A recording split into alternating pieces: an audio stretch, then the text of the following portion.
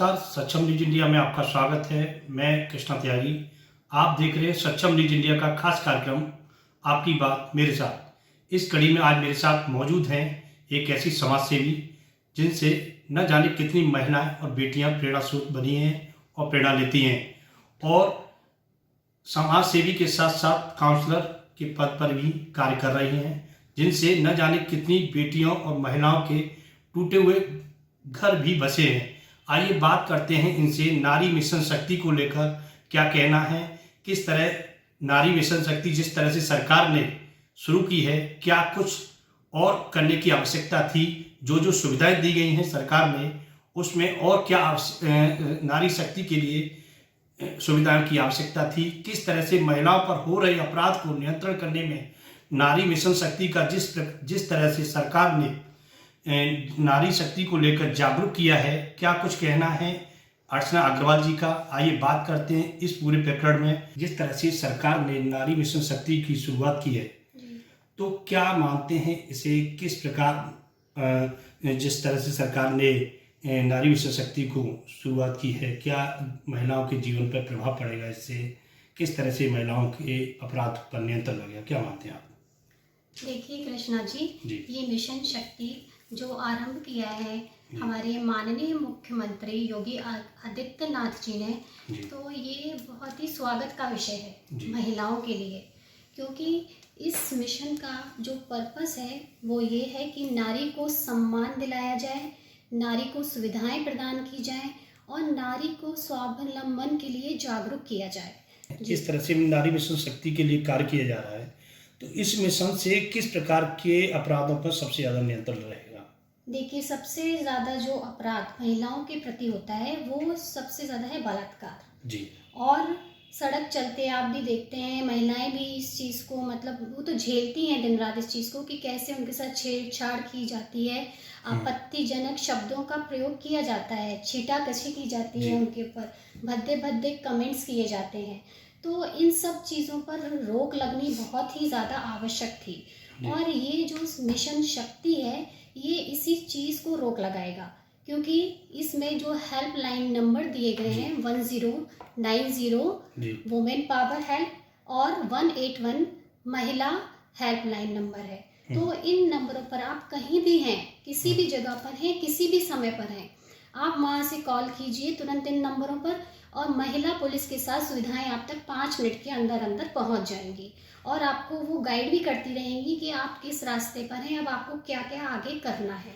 वर्तमान में सार्वजनिक स्थानों की बात की जाए, बाजारों की बात की जाए या कार्यस्थलों पर भी बात की जाए, वहाँ पर उनकी अपेक्षा आज महिलाएं घरों में भी सुरक्षित नहीं है, क्या मानते हैं? बिल्कुल सही बात है। देखिए, घरों में सुरक्षित क्यों नहीं है, इसका सबसे बड़ा कारण है परवरिश। जो हमारा समाज है, भारतीय समाज है, वहाँ लड़कियों की परवरिश और लड़कों की परवरिश में बहुत बड़ा अंतर है। को कम करने के लिए क्या आपके विचार हैं, किस तरह से लोगों को संदेश देना चाहेंगे?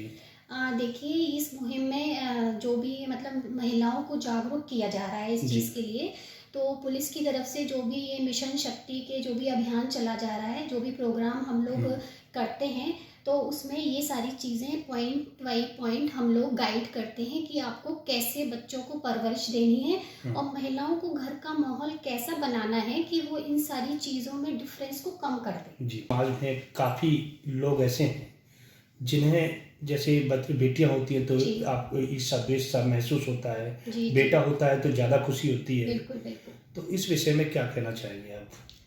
हाँ, ये चीज़ तो है कि मतलब लड़कियां पैदा होती हैं तो सब लोगों के मुंह उतर जाते हैं कि बेटी हो गई, और यदि एक बेटी के बाद दूसरी बेटी आ जाती है तो स्थिति और भी ज़्यादा चिंताजनक हो जाती है माता पिता के लिए। देखिए कृष्णा जी, इसका एक रीज़न ये भी है हमारे समाज में दहेज प्रथा।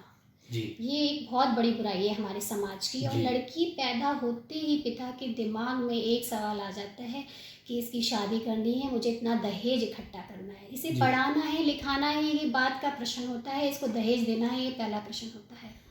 तो ये चीज़ कहीं ना कहीं ये जो कुंठा मन में है माता पिता के अंदर, ये निकाल के फेंकनी है, दहेज प्रथा को ख़त्म करना है। बहुत बड़ा अच्छा सवाल किया है आपने, बहुत बड़ा अच्छा आंसर भी दिया है कि जहाँ बेटी पैदा होती है उससे पहले माता पिता को उसके शादी की चिंता, दहेज की चिंता होती है। बिल्कुल। पढ़ाई की चिंता नहीं। इस प्रथा को कैसे बंद किया जाए? लगातार सरकार मुहिम भी चला रही है दहेज को लेकर, लेकिन इस प्रथा पर कहीं भी अंकुश नहीं लग रहा है। शादी होने से पहले उसकी एजुकेशन न पूछ के लड़की की, उससे ये पूछा जाता है कि क्या परिवार क्या देगा उससे। बिल्कुल बिल्कुल सही सवाल है कृष्णा जी। इस कुंठा को कैसे दूर किया जाएगा? देखिए, इसको बदलने के लिए सरकार अपनी मुहिम कितनी भी चला ले, हमें और आपको बदलना। भारत का संविधान में सभी भारतीय नागरिकों को समान अधिकार, समान अवसर, समान सुविधाएं और समान सुरक्षा उपलब्ध कराने की गारंटी देते हैं। उसके बाद भी महिलाओं को आज कमजोर माना जाता है। हाँ, तो वो तो क्या कारण मानते हैं? स्वाभाविक है। क्या देखिए, इस ये सारा कमजोरी को कैसे दूर किया जाए? इस कमज़ोरी को तभी दूर किया जा सकता है जबकि देखिए, सबसे पहली तो चीज़ है परवरिश हम समान रूप से करें, लड़का हो या लड़की, दोनों को समान रूप से समान संस्कार दें। उसके बाद महिलाओं को कमज़ोर ना समझा जाए, उन्हें अगर वो बराबरी से आपके आगे चल रही हैं तो उन्हें सम्मान दिया जाए, उन्हें दबाने की कोशिश न की जाए, उन्हें एक सम्मान की दृष्टि से देखा जाए। आप प्राचीन समय में चले जाइए, भारत के इतिहास में चले जाइए। इतिहास में आप क्या देखते हैं? हमारे यहाँ की महिलाओं को, झांसी वाली रानी का एग्जाम्पल ले लीजिए आप, लक्ष्मीबाई का। पहले की महिलाएं शस्त्रों को उठा लेती थी। ये जो बीच में जो दौर आया, मुगल दौर आया, इसने हमारे जो महिलाओं की स्थिति थी हमारे समाज में, इसको खराब कर दिया। महिलाओं को सिर्फ एक उपभोग की वस्तु समझे जाने लगा। तो अब इस जो समाज में ये जो इतना बड़ा बदलाव आया है, तो उस बदलाव को हम कहीं ना कहीं आज तक कम नहीं कर पाए। हमें उसने अपने प्राचीन इतिहास में जाना है, वापस वहीं जाना है, स्त्रियों को वही सम्मान देना है और उन्हें आगे बढ़ने के लिए प्रेरित करना है। जब हम संविधान में लिखने से कुछ नहीं होगा, बोलने से कुछ नहीं होगा, आप महिला दिवस मना लीजिए, कुछ नहीं होगा जब तक कि आप अपनी सोच नहीं बदलेंगे। सोच बदल लीजिए, महिलाओं को सिर्फ उपभोग की वस्तु मत समझिए, उन्हें सम्मान दीजिए। आप देख रहे हैं सक्षम न्यूज इंडिया, सबसे पहले सबसे तेज।